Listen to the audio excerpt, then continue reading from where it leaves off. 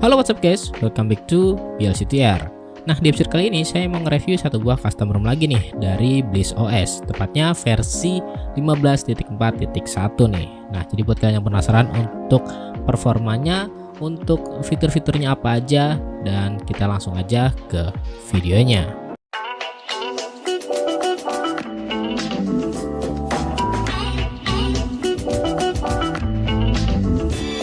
Nah, oke, langsung aja kita pertama-tama kita lihat dulu untuk tampilannya. Untuk tampilannya itu sama seperti custom ROM seperti biasa ya. Di sini untuk tampilannya standar aja.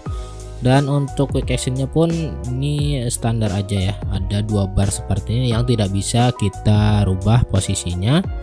Lalu kita beralih ke bagian setelan. Nah, untuk bagian setelannya sendiri seperti ini. Di sini untuk setting-settingannya ada di Bliss CV ya. Di Bliss CV ini, dan di sini ada lumayan banyak untuk animation, button, gesture, lock screen, notification, power menu, quick setting, status bar, temps, dan miscellaneous. Oke, kita mulai dari animation dulu ya. Untuk kami animation ini ada screen off animation ya.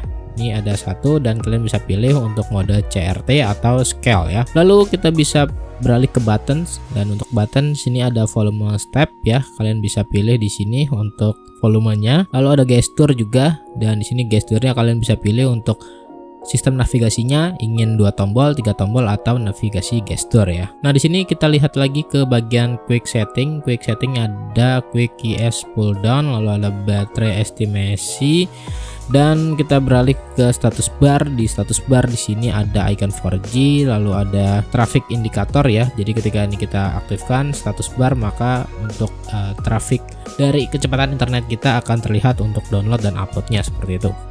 Nah, di sini lalu kita ke temps. Untuk temps ini menurut saya adalah satu buah bug ya.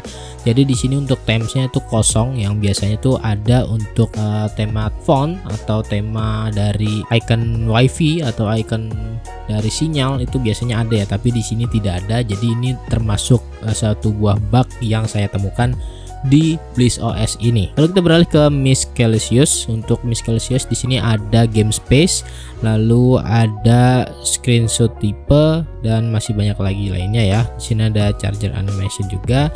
Dan untuk game space-nya seperti ini. Di sini kita bisa pilih untuk game list-nya.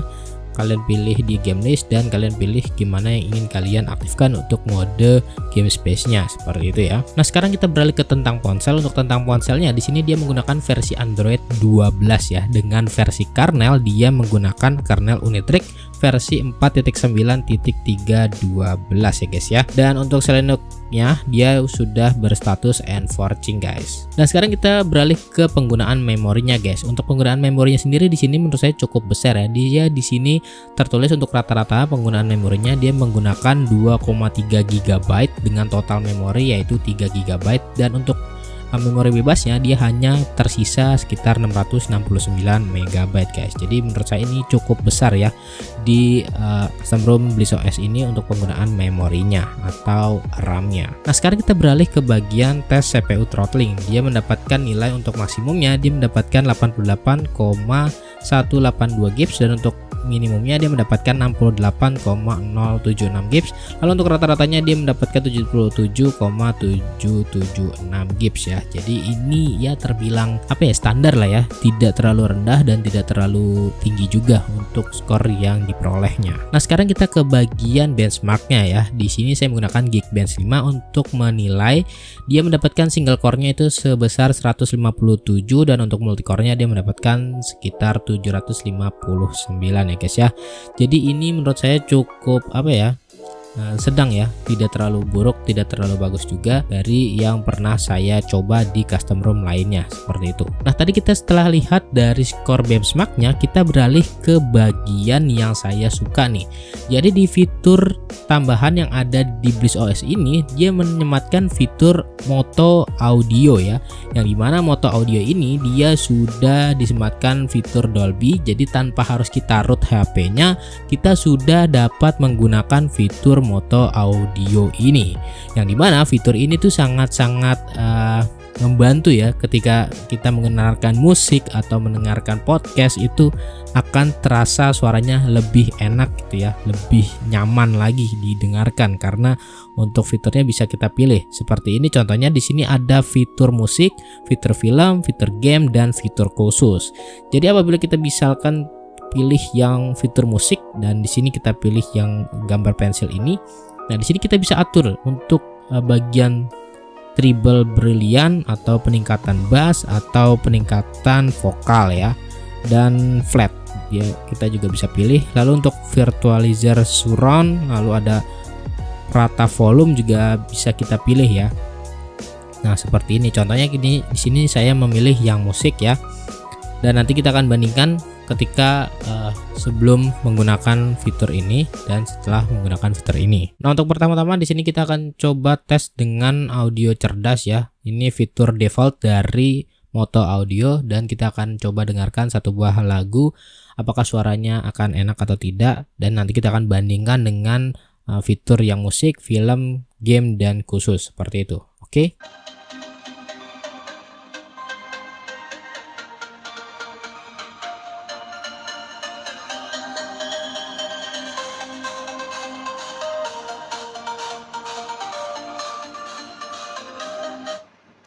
Nah, jadi itu kira-kira untuk settingan volume di 100% mode audio cerdas ya. Dan sekarang kita akan coba beralih lagi untuk menggunakan mode yang lain seperti mode musik ya. Nah, di sini untuk settingannya saya menggunakan settingan peningkatan bass ya. Lalu untuk virtual surround saya aktifkan, lalu perata volume juga saya aktifkan ya. Lalu kita kembali lagi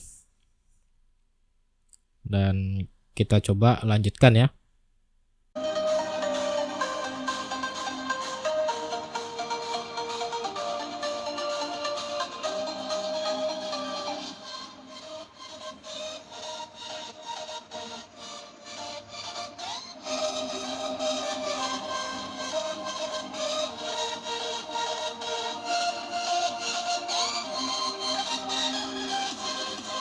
Nah, di sini terasa banget ya untuk perbedaan suaranya. Jadi suaranya tuh jauh lebih menggelegar, jauh lebih ngebas ya.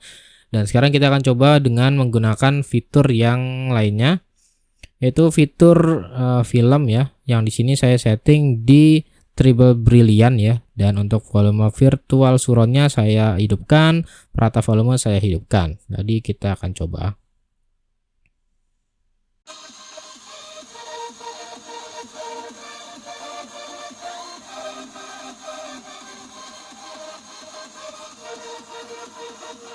Nah, jadi kalian bisa dengar ya untuk treble-nya itu jadi jauh lebih keras dibandingkan dengan bass-nya. Jadi untuk fitur ini menurut saya cukup keren dari Custom Room Bliss OS, sehingga kita bisa memutar lagu atau menyetel film atau menyetel podcast dengan mengatur suara dari Moto Audio ini tanpa harus mengerut satu buah handphone ini ya. Seperti itu guys ya. Nah sekarang kita lanjut aja untuk testing dari performa bermain game dengan bermain Mobile Legends, dan ini adalah videonya. Nah untuk settingannya sendiri di sini saya menggunakan settingan refresh rate tinggi, dan untuk grafisnya di sini saya menggunakan settingan rendah ya. Karena di sini untuk mentoknya hanya di settingan rata kanan tinggi, dan tidak seperti custom ROM sebelumnya dia tidak bisa sampai ultra ya. Jika saya memaksakan di settingan tinggi seperti ini, maka nanti untuk pergerakannya akan sedikit patah-patah ya. Jadi kurang nyaman ketika digunakan. Jadi saya memilih untuk settingan yang grafis rendah aja karena ini rekomendasinya seperti itu. Dan untuk settingan bagian rendah seperti ini pergerakannya masih nyaman ya, masih enak untuk digunakan. Dan di sini masih nyaman banget untuk pergerakannya, digunakan juga enak. Nah, kalian bisa lihat ya, untuk pergerakannya masih smooth dan lancar banget nih. Dan untuk settingan gamenya di sini ada seperti tanda joystick seperti ini. Lalu kalian bisa klik, lalu kalian di sini bisa lihat ada auto brightness, lock gesture, notification overlay, lalu ada screenshot juga ya di sini, dan ada baterai dan tanggal juga yang bisa kita lihat. Dan hanya seperti itu aja ya untuk mode gamenya yang bisa kita lihat, tidak ada FPS yang bisa kita tampilkan dalam mode game tersebut ya. Nah, jadi untuk custom ROM BlissOS ini untuk main game kurang nyaman ya, atau kurang rekomen, karena untuk settingannya di sini tidak bisa kita pentokkan ya di rata kanan ultra, hanya standar aja. Jadi seperti ROM bawaan Xiaomi-nya. Dan bagaimana menurut kalian, apakah ini masih terbilang enak atau tidak? Kalian bisa komen aja. Nah, bagaimana guys menurut kalian untuk performa dalam bermain gamenya? Menurut saya seperti yang tadi saya bilang, ini menurut saya cukup cukup enak, namun kurang rekomen untuk kalian yang suka bermain game, apalagi game-game FPS ya. Karena di sini untuk settingannya sendiri itu grafis hanya mentok di settingan rata kanan tinggi, dan ketika saya gunakan settingan rata kanan tinggi itu akan terasa sedikit patah-patah ya, sedikit nge-lag, sehingga saya harus menurunkan untuk settingan grafisnya ke posisi rendah seperti itu ya. Dan untuk pemakaian baterai sendiri menurut saya ini juga kurang awet ya, entah itu karena memang baterai saja yang sudah kurang sehat atau bagaimana, saya juga kurang tahu. Pokoknya untuk yang saya rasakan itu kurang awet ya. Jadi ya nanti kalian bisa cobain sendiri aja. Nah, oke guys, mungkin sampai di sini dulu aja untuk reviewnya. Semoga di video kali ini bermanfaat, dan buat kalian yang ingin download custom ROM ini, kalian bisa cek link yang ada di kolom deskripsi. Saya sertakan link downloadnya ada di sana. Dan buat kalian yang suka dengan video ini, jangan lupa untuk tekan tombol like, comment, and subscribe sebagai bentuk dukungan kalian kepada channel ini. So, see you on the next video guys, and bye bye.